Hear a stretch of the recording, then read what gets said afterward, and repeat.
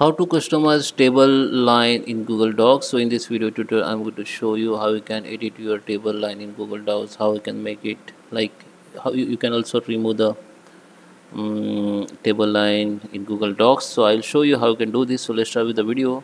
Before we start, I request you, if you like this video, hit the like button, subscribe my channel, and don't forget comments below. So let me open Google Docs.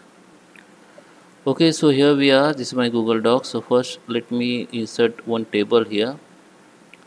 Okay, so I have insert this table which is three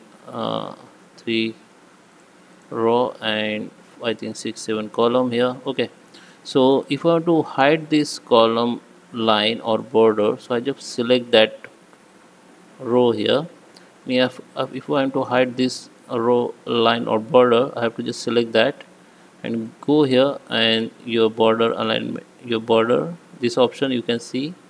When you select the any row, you can see this option which is border width, and you can make it 0. You can see the border has been gone.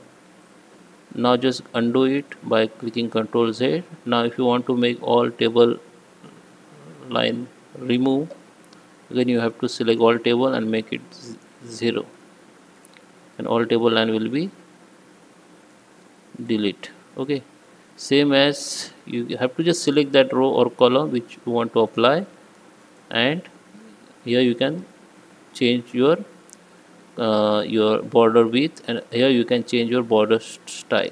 Okay, same as select all table, and now just go to the table option.